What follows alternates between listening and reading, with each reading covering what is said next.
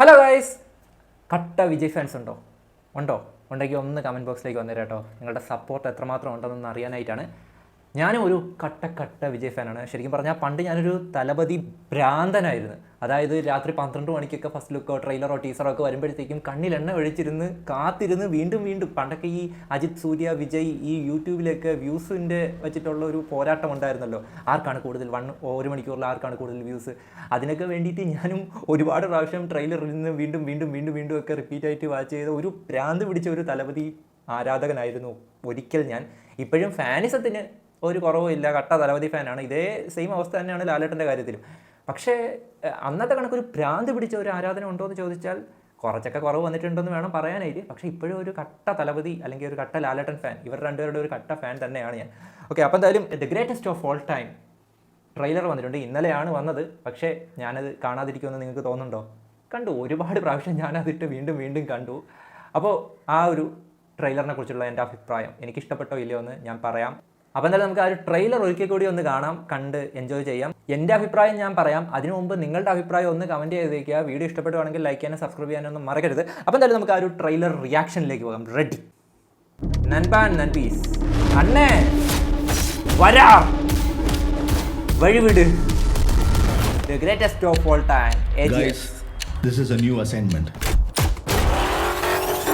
உங்களை லீட் பண்ண போறது தளபதி புது leader. 68 international successful operations. Hostage negotiator, field agent, spy. In short, he is a goat of SATs. SATs, Special Anti-Terror Squad. Thalapathy Vijay.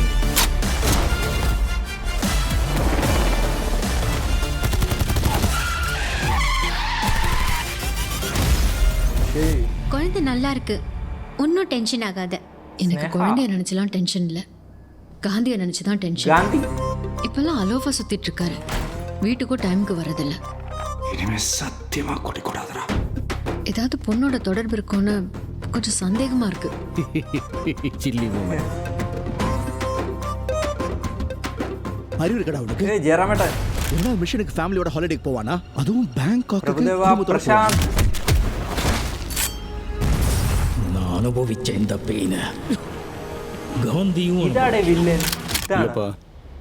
யார் in danger? மோனாச்சன்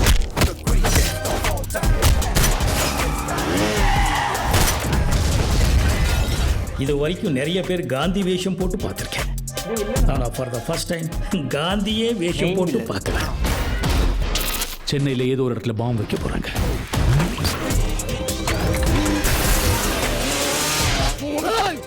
பிரச்சனையை விட்டு நீங்க 2 பேரும் சண்டை போட்டுட்டு இருக்கீங்க. உன்னால முடியல, நான் சொல்லு, நான் போட்டேன். ഇതാണ് DIG തലപതി.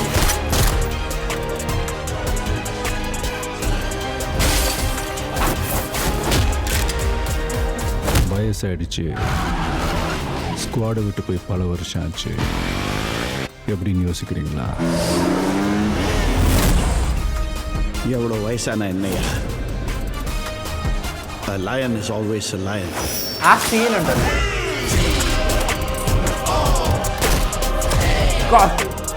അത് പൊളിച്ചേട്ടാ. ശരിക്കും പറഞ്ഞാൽ തലപതിയുടെ ആ ഒരു ടൈറ്റിൽ കാർഡ് ലിയോയിലായിരുന്നു ഏറ്റവും കിടിലം. ഇതും അതിനൊപ്പത്തിനൊപ്പം നിൽക്കുന്ന ഒരു കിടിലൻ സാധനം കേട്ടോ. The greatest of all time അങ്ങനെ വന്ന ആ ഒരു തലപതിയുടെ ആ ഒരു സംഭവം ഉണ്ടല്ലോ, അത് അടിപൊളിയായിരുന്നു. Do you think you can stop me? Do you think you can stop me? No one can stop me. Avenged Prabhu Hero.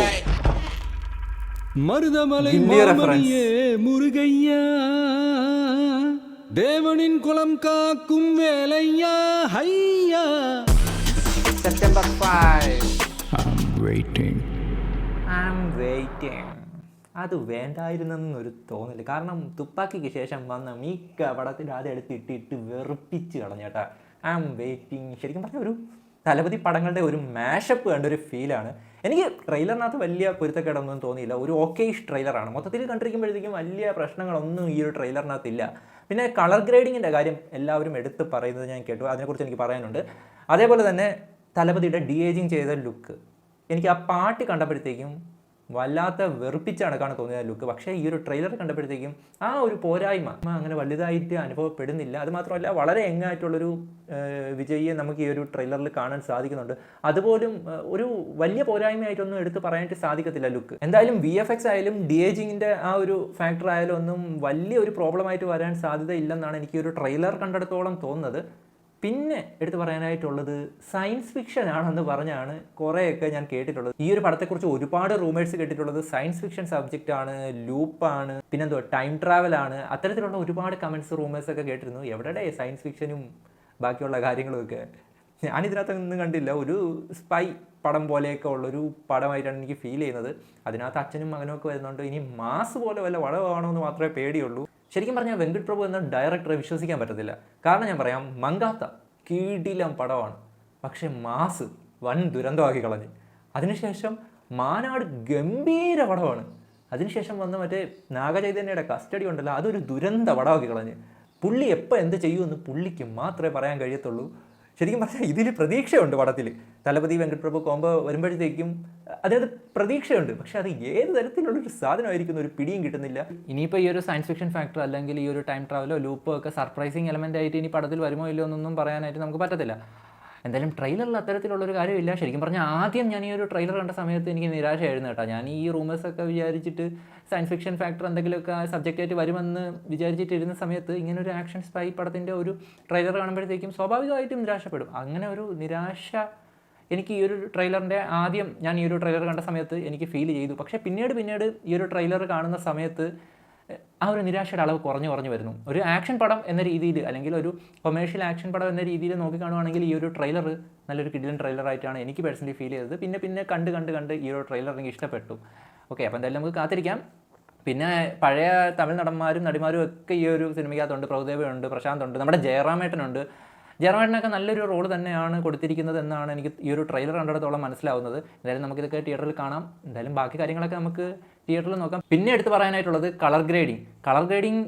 പല അഭിപ്രായങ്ങൾ ഞാൻ സോഷ്യൽ മീഡിയയിൽ കണ്ടു, പോസ്റ്റായിട്ടും കമൻറ്റായിട്ടും ഒക്കെ കണ്ടു. അതായത് കളർ ഗ്രേഡിങ് മോശമാണെന്ന രീതിയിലും പല കമൻസും കണ്ടു. പക്ഷേ ഇന്ന് ഞാനൊരു വീഡിയോ കണ്ട സമയത്ത്, അതായത് ഗോട്ട് ട്രെയിലർ തിയേറ്ററിൽ ഇട്ടപ്പോഴത്തേക്കും നമ്മൾ ഫോണിൽ കാണുന്ന വീഡിയോയും യൂട്യൂബിൽ കണ്ടതും തിയേറ്ററിൽ കണ്ടതുമായിട്ടുള്ള ട്രെയിലർ ആനയും ആടും പോലെ വ്യത്യാസമുള്ളൊരു രണ്ട് സാധനമാണ്. കളർ ഗ്രേഡിങ്ങിന് മൊത്തത്തിലൊരു മാറ്റം, രണ്ടും രണ്ട് സാധനമാണെന്ന് തോന്നിപ്പോകും. ട്രെയിലറിൻ്റെ തിയേറ്ററിൽ ഇട്ടപ്പോഴത്തേക്കുള്ള ആ ഒരു വീഡിയോ കണ്ടപ്പോഴത്തേക്കും പിന്നെ നമ്മുടെ യൂട്യൂബിൽ അപ്ലോഡ് ചെയ്ത വീഡിയോയും തമ്മിൽ ആനയും ആടും തമ്മിലുള്ള പോലത്തെ വലിയൊരു വ്യത്യാസം കാണാനായിട്ട് സാധിച്ചു. എന്തായാലും അതിനെക്കുറിച്ച് നമുക്ക് കൂടുതൽ അറിയാനായിട്ട് ചിലപ്പം യൂട്യൂബിൽ അപ്ലോഡ് ചെയ്തപ്പോൾ ഉണ്ടായ എന്തെങ്കിലും പ്രശ്നങ്ങളായിരിക്കാം. എന്തായാലും സിനിമ വരട്ടെ, സിനിമയിൽ എങ്ങനെയാണെന്ന് നമുക്കപ്പോൾ നോക്കി കാണാം. പിന്നെ നമ്മുടെ അണ്ണൻ യുവൻ ശങ്കർ രാജ അണ്ണൻ പാട്ടുകൾ അത്ര മികച്ചതാക്കിയില്ലെങ്കിലും ബാക്ക്ഗ്രൗണ്ട് സ്കോർ കത്തിച്ചിട്ടുണ്ട് കേട്ടോ. ട്രെയിലറിൽ കിഡിലൻ സാധനമാണ് വന്നിരിക്കുന്നത്. എന്തായാലും ട്രെയിലർ എനിക്ക് ഇഷ്ടപ്പെട്ടു പേഴ്സണലി. നിങ്ങളുടെ അഭിപ്രായം ഒന്ന് കമൻറ്റ് ചെയ്തേക്കുക. പുതിയൊരു വീഡിയോ കാണുന്നതായിരിക്കും.